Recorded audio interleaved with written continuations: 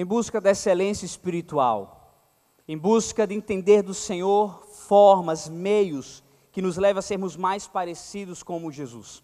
Nós somos nutridos pela evidência, pois mais do que palavras, o amor ele é demonstrado em atitudes, e nós temos dentro de nós, nós precisamos, aliás, desse abastecimento, para que dentro de nós exista sempre a certeza de que somos amados pelos outros. O Dr. Gary Chapman fala muito isso ao lidar das 5 linguagens do amor, e nos incentiva a amarmos os outros, e o amor é algo essencial, o amor é algo lindo, sublime, e eis em nossas mãos o livro de Filipenses, uma carta de amor do apóstolo Paulo aos filipenses, à igreja em Filipos, aos cristãos que estavam ali. É uma carta repleta de encorajamento, porque quem ama, encoraja.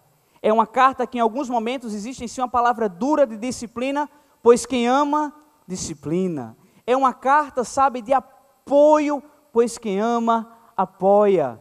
É uma carta de querer o bem daqueles que os seus relacionamentos com Cristo aumentem cada vez mais e mais. E hoje nós iremos ver que, depois do apóstolo Paulo ter tratado no capítulo 1 sobre a supremacia de Cristo, que Jesus estar acima de todo ser, que Jesus estar acima ocupa um lugar singular, e ali, ao lado dele, apenas o nosso Deus está, e os demais que durante a história, os profetas do Antigo Testamento, os seus apóstolos, os mártires, e todo cristão até o dia de hoje, por mais que se entregue em prol do Evangelho, ninguém consegue ocupar o cargo de Jesus Cristo.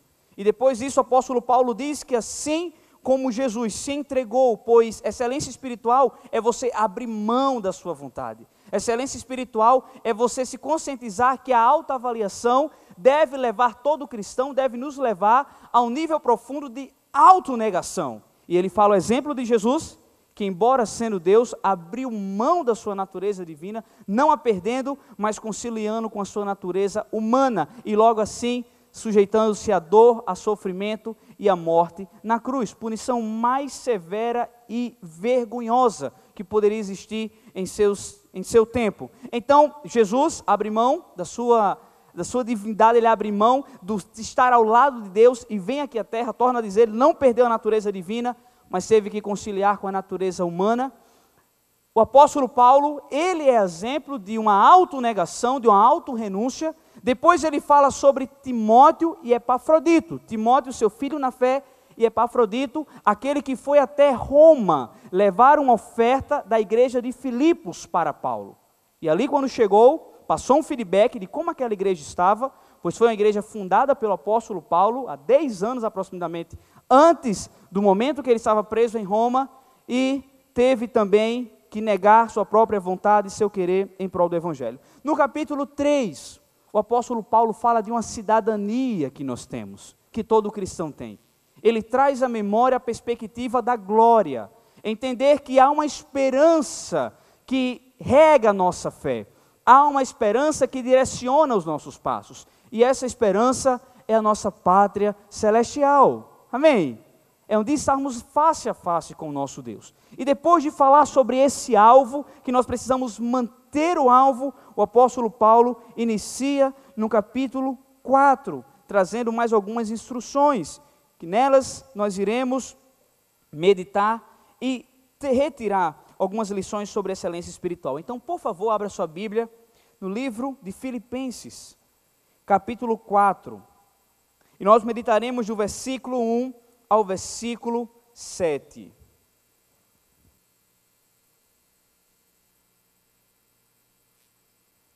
Amém? Todos acharam? Filipenses capítulo 4, vamos lá, a partir do verso 1.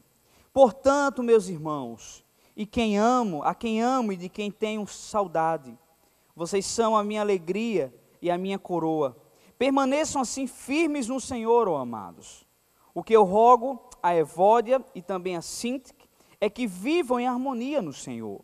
Sim, e peço a você, leal companheiro de jugo, que as ajude, pois lutaram ao meu lado na causa do Evangelho em Clemente e demais cooperadores. Os seus nomes estão no livro da vida. Alegrem-se sempre no Senhor. Novamente direi, alegrem-se. seja a amabilidade de vocês conhecida por todos, perto está o Senhor.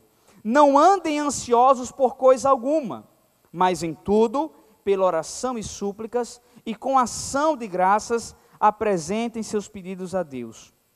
E a paz de Deus, que excede todo entendimento, guardará o coração e a mente de vocês em Cristo Jesus. Palavra do nosso Senhor, amém? O apóstolo Paulo aqui traz mais algumas dicas de excelência espiritual, e nelas nós iremos encontrar meios, passos práticos a vivermos a partir de hoje. Nós sabemos que excelência espiritual nada mais é do que você olhar para a sua vida, perceber quais ajustes precisa para ouvir mais a voz de Deus, estar mais junto de Deus e assim fazer toda a diferença. A excelência nos acompanha em todas as áreas. Quanto mais você agrega a excelência na sua vida acadêmica, mais sucesso você terá. Quanto mais excelência você agrega na sua vida profissional, mais bem-sucedido você será. Cada vez que você coloca mais excelência no seu relacionamento com os outros, quanto mais você vai ter o quê? De bons frutos, de bons resultados, queridos. Da mesma forma acontece na nossa vida com Deus. Um cristão excelente, ele é capaz de experimentar das grandes bênçãos do Senhor. Em primeiro lugar, no versículo 1, ele incentiva aqueles irmãos a continuarem firmes no Senhor. Primeira lição é que excelência espiritual é manter-se firme no Senhor. Firmeza. Certa vez alguém me falava, e eu me preocupei muito com essa verdade, dizia o seguinte: Deus sabe que Ele não pode colocar muita luta na minha vida, pois se assim Ele fizer, eu terei que me afastar dEle. E nós vemos que Deus usa tribulações, Deus usa perseguições, porque pode existir a perseguição que for na igreja perseguida, na igreja que está sofrendo grandes perseguições por falar de Jesus, mas o amor de Deus vai ser proclamado. A glória do Senhor será anunciada. E nós vemos que em dias, queridos, diante de tanta instabilidade na nossa família, diante de tanta instabilidade no mundo financeiro, diante de tanta incerteza que nos cerca, fará toda a diferença nossa firmeza no Senhor. Jesus, ao terminar o Sermão da Montanha, falou de uma casa, a primeira construída na rocha, a segunda na areia. Todas elas enfrentaram as mesmas circunstâncias: fortes ventos, fortes chuvas, terremotos, inundamentos, tudo mais, sendo que uma permaneceu, a que estava na rocha, enquanto a construída na areia não suportou.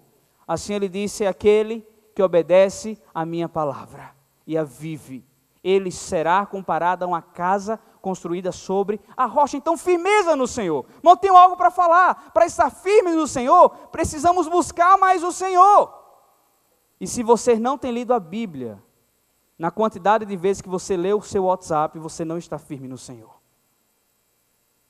Se você tem estudado a Bíblia menos do que você estuda para passar nas fases do perguntando, ou de qualquer outro aplicativo, eu quero dizer que nós não estamos tão firmes no Senhor. Se nós não temos orado como devemos orar, se nós não temos pago o preço como devemos pagar, nós não estamos tão firmes no Senhor. Mas o apóstolo Paulo diz: estejam firmes no Senhor, porque estando firmes em Deus, nós iremos colocar em prática tudo que dele ouvimos, todas as promessas que recebemos, nós iremos dar continuidade e nada irá nos paralisar. Se você tem sido paralisado por alguma coisa em sua vida, o segredo celestial é: firme-se no Senhor. Amém, igreja? Firme-se no Senhor. Firmeza no Deus que nós acreditamos. Firmeza no Deus que tem planos maravilhosos. Essa é a primeira lição. Mas depois ele cita dois casos aqui, de duas amigas, duas irmãs, porque a igreja em Filipos enfrentava dois tipos de perseguição. Primeiro, conflitos internos, mas também conflitos externos. Existiam heresias que se levantavam e contaminavam os seus corações, e eles começavam a pensar, não, para que eu possa buscar o favor de Deus, e essa não é uma compreensão muito bíblica, porque nós não precisamos buscar o favor de Deus, Ele que nos favorece por seu amor e por sua graça, amém? E eles começaram a entrar nessa crise, sabe, peraí, mas até que ponto nós precisamos voltar às práticas judaizantes? como já foi visto aqui e ensinado. E naquele exato momento, eles viviam aquela crise interna, mas também viviam uma crise externa, pois os relacionamentos não estavam bem.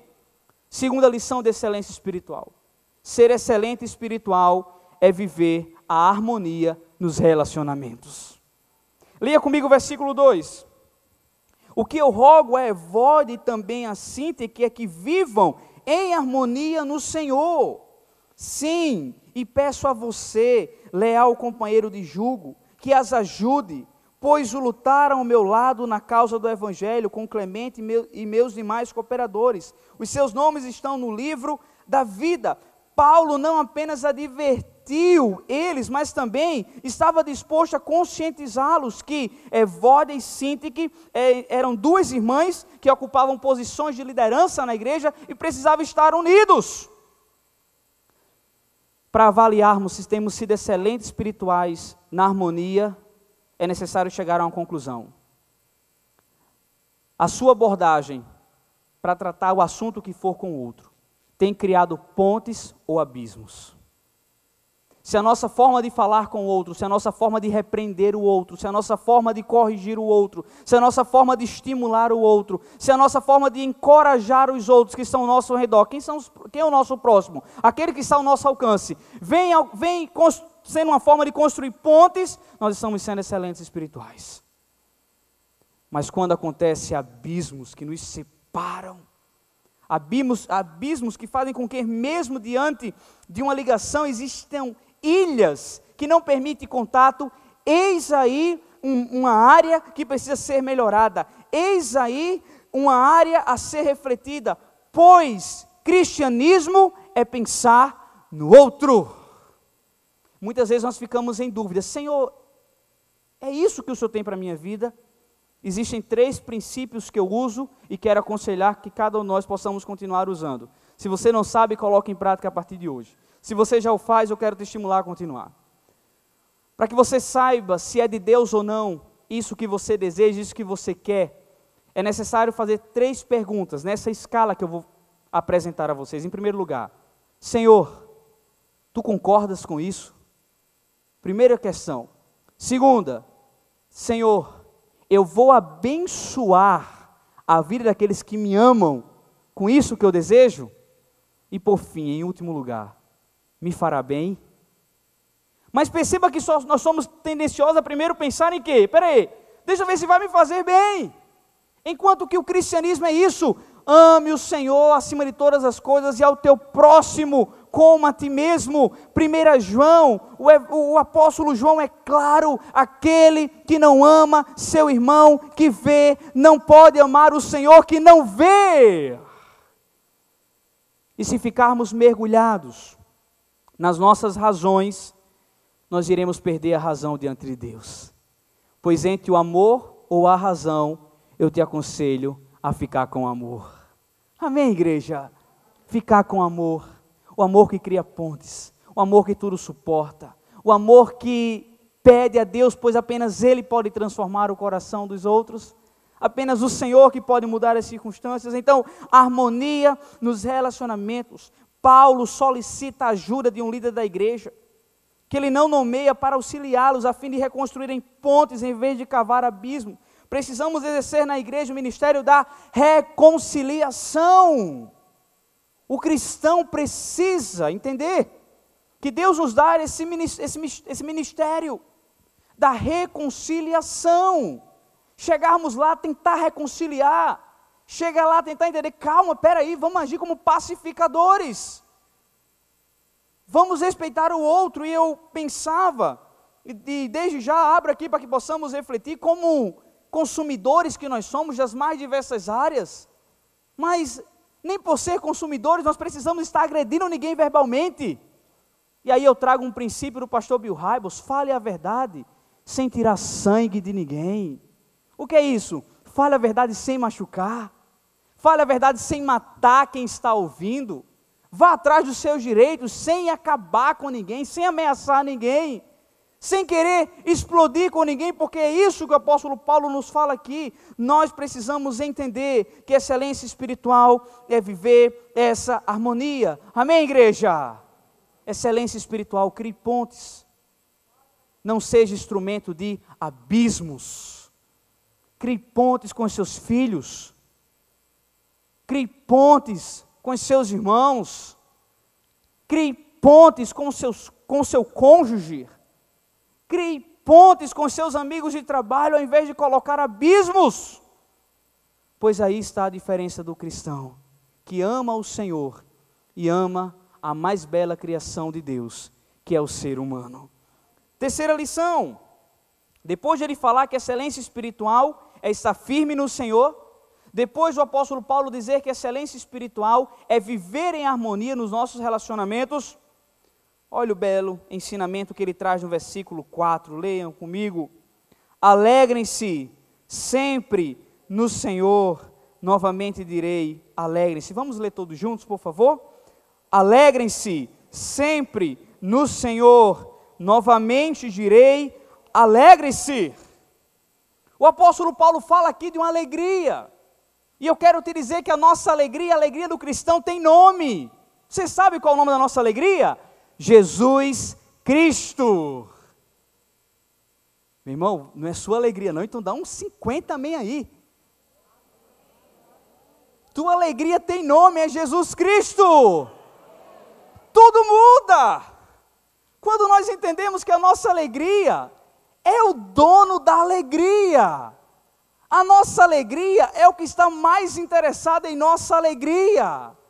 A nossa alegria, a nossa felicidade é aquele que morreu na cruz para nos dar uma verdadeira alegria. Então o apóstolo Paulo diz aqui, mesmo diante das lutas, mesmo diante das perseguições, alegre-se no Senhor, novamente direi, alegre-se. Nós precisamos depositar a nossa alegria no Senhor. A alegria no Senhor não é uma opção, é uma ordenança. Alegrem-se no Senhor. Alegre-se em um Deus que tem uma vontade maravilhosa. Mesmo sem entendermos essa vontade, ela é continuamente boa, perfeita e agradável. Alegre-se em uma vontade que fez com que o nosso Salvador vencesse a cruz para nos conceder vida. Essa alegria não é circunstancial.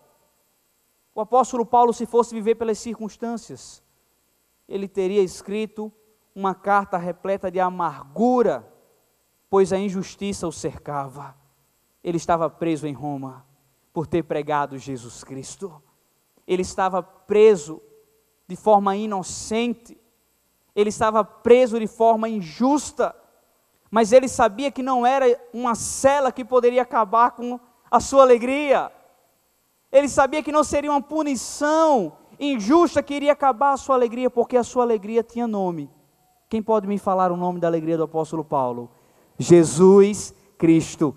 Essa é a alegria que se revela para você hoje, que enche teu coração de uma nova porção, que enche a tua vida de uma nova esperança, porque é esse Deus que está no controle do teu viver.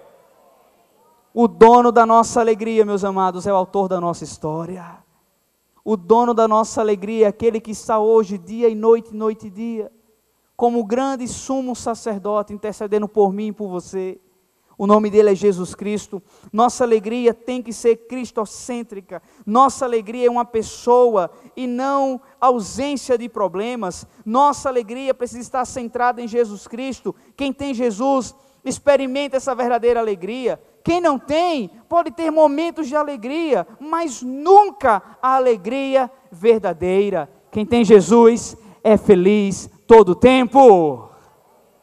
Todo o tempo, mesmo diante da dor. Choramos, sim, mas não somos dominados pela dor, ela passa. Porque o dono da nossa alegria dá ordem para que a alegria venha. E é isso que nós precisamos entender, que não há dor tão prolongada que o dono da alegria não venha com paz. Nossa alegria tem nome, é Jesus Cristo. Depois de falar sobre isso, ele fala no versículo 5 as seguintes orientações, ele dá a seguinte orientação: mas seja a amabilidade de vocês conhecida por todos, perto está o Senhor.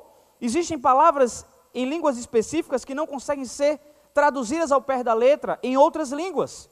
Existem palavras no português que não há uma tradução, entre elas a saudade. Nós sabemos o que é saudade, Mas para você ensinar o que é saudade a um estrangeiro, é difícil. Da mesma forma que nós vemos que a Bíblia não errou ao colocar que nós devemos viver a amabilidade. O que é amabilidade? É ser gentil, cordial, mas digamos que a palavra grega é piekeia, quer dizer moderação. Ser excelente espiritual é viver a moderação do Espírito Santo de Deus. O controle, o domínio próprio, saber a hora de falar, saber a hora de calar, saber a hora de agir, saber a hora de aguardar um pouco mais, saber quando tomar iniciativa, quando recuar. Quando foi a última vez que nós oramos, Senhor, me ensina o teu autocontrole. Me ensina, Deus, a me controlar, a pensar antes de falar, pois palavras lançadas, mesmo que depois sejam acompanhadas por um profundo arrependimento, aquelas palavras não voltam mais. Já foram ditas, já mataram corações, já mataram sonhos, projetos, mas nós precisamos enfrentar o risco com que pensamento? Com o pensamento de Senhor, me ensina, antes de abordar seja quem for, mesmo diante do meu direito, mas que eu possa ir com a tua paz, e com a tua justiça, Senhor, o Senhor aí na minha frente, me trazendo a palavra certa, como Isaías, brasas vivas em minha boca, porque se nós queremos resolver algo, e o que a nossa abordagem só faz complicar, nós não estamos indo no caminho certo. Moderação, o apóstolo Paulo fala sobre essa necessidade, diante das nossas atitudes internas e externas, a moderação tem a ver com o controle do temperamento, se controlar, faça exercício se você fala muito, porque não é questão apenas de falta de educação, a Bíblia fala que é pecado, não saber ouvir, não se calar. Moderação, excelência espiritual tem tudo a ver com a moderação. A moderação, vejamos bem, é uma disposição amável e honesta para com as outras pessoas, a despeito de suas faltas. Disposição essa inspirada na confiança que os crentes têm em que após o sofrimento terreno virá a glória celeste. Moderação, controle das suas emoções, das suas palavras, autocontrole. No versículo 6, já caminhando para o final dessa mensagem, o apóstolo Paulo diz: não andem ansiosos por coisa alguma, mas em tudo, pela oração e súplicas, e com ação de graças, apresentem seus pedidos a Deus. Poderíamos fazer uma série toda aqui sobre ansiedade.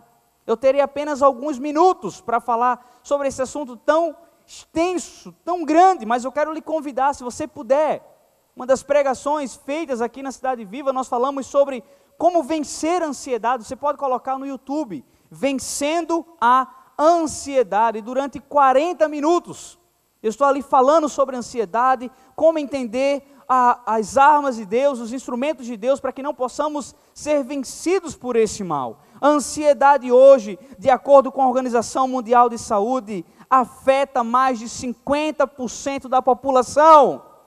A ansiedade é uma enfermidade que pode virar um pecado. Por isso nós precisamos estar atentos. Queridos, nós não podemos brincar com ansiedade. Nós não podemos deixar a ansiedade criar espaço, força, domínio em nossos corações. A ansiedade atinge adultos e crianças, doutores e analfabetos, cristãos e ateus. É um mal que atinge todo mundo. Mas Deus, com seu poder e graça, concede ao cristão uma força sobrenatural para vencer a ansiedade. E nós vemos aqui que a ansiedade, em primeiro lugar, é o resultado de olharmos para os problemas, ao invés de olharmos para Deus. Está ansioso, mesmo que não digamos isso, mas é a verdade. Está ansioso é declarar, no silêncio das atitudes, sem nenhuma palavra: Deus, tu não está administrando muito bem minha vida não. Teu tempo não é muito bom não. Eu queria o meu tempo, eu queria resolver hoje. Eu queria ser imediato, eu queria ter uma resposta imediata. Então, primeira preocupação da ansiedade é essa. Primeiro erro da ansiedade é essa. é questionar o tempo de Deus, questionar as formas que Deus tem de agir. Em segundo lugar, a ansiedade é o resultado de uma exagerada preocupação com as coisas materiais. Deixa eu falar uma coisa, quem está ansioso está esquecendo das ruas de ouro que nos aguardam no céu. Quem está ansioso está esquecendo de uma eternidade sem choro, sem dor de barriga, sem conta para pagar, sem conflitos, que Deus está preparando para mim e para você nos céus. Quem está ansioso esqueceu, meu irmão, dos galardões. E aí pode viajar quando o assunto for galardão. Porque são certas premiações que Deus nos dará. Alguns pensam que grandes mansões, sabe? Você ser vizinho do apóstolo Paulo, ou qualquer outra coisa, eu não sei, ou você ser amiga íntima de Maria, sabe? Mas pode viajar, porque a Bíblia diz que mente humana nenhuma consegue chegar nem perto de imaginar o que vai ser o céu. Vieram me perguntar, vai ter piscina de Coca-Cola no céu? Um aluno. Eu disse, cara, eu não sei. Mas se não tiver de Coca, vai ter de outro líquido mais saudável e mais gostoso, sabe? Mas talvez tenha. Tudo aquilo que for bom para mim e para você vai ter no céu. Então lutar contra a ansiedade, dizer, Senhor, meu foco é o céu, Deus. Meu foco é o céu, então nós precisamos nos libertar dessas coisas materiais. A ansiedade produz uma estrangulação íntima. A ansiedade é como um dreno a tirar as nossas forças. A ansiedade é uma vilã que acaba com a nossa fé. Sem fé é impossível agradar a Deus. Nós precisamos perseverar na nossa fé. Nós precisamos entender que no Senhor nós entregamos tudo aquilo que temos, tudo aquilo que precisamos. Não andem ansiosos por coisa alguma, mas em tudo, pela oração e súplicas e com ação de graças, apresentem seus pedidos a Deus. Existe um remédio para vencer a ansiedade. Quem quer saber? É a oração. É a oração. Oração vence a ansiedade. Por quê? Quando o juízo começar a ficar perturbado, meu Deus, de onde vai entrar dinheiro? Comece a orar. Agora é uma oração com cara de culto de gratidão. Senhor, obrigado, porque sem eu menos esperar virá a provisão para a minha vida. Senhor, muito obrigado, porque eu tenho orado pela transformação daquela pessoa, sem eu nem imaginar vai chegar aqui. Cheio do poder do Espírito Santo. Senhor, louvado seja o teu santo nome, eu quero meu casamento restaurado, mas Senhor, vai ser no teu tempo. Eu vou só esperar, mas muito obrigado. Senhor, eu creio que eu vou ver minha família te servindo, eu vou ver meus filhos, sabe, servindo ao Senhor. Pai, eu já estou vendo aqui ele pregando ali na frente, muito obrigado. A oração é um remédio para a nossa ansiedade, é um antibiótico infalível. Precisamos ter essa vida de oração. O remédio de Deus deve ser usado de acordo com a prescrição divina. Paulo fala sobre 3 palavras para descrever a oração: oração, súplica e ação de graças. Orar, suplicar, mas agradecer. Nas nossas orações podem acontecer 3 coisas. Nós podemos orar e Deus responder ipsilite ao que estamos pedindo, e louvado seja o nome do Senhor. Nós podemos orar e Deus responder o oposto daquilo que pedimos, e louvado será o nome do Senhor. Nós nem precisamos orar para Deus nos dar algumas coisas, e louvado seja o nome do Senhor. A oração poderosa não é aquela que determina, é aquela que diz, mas que seja feita a tua vontade, Senhor.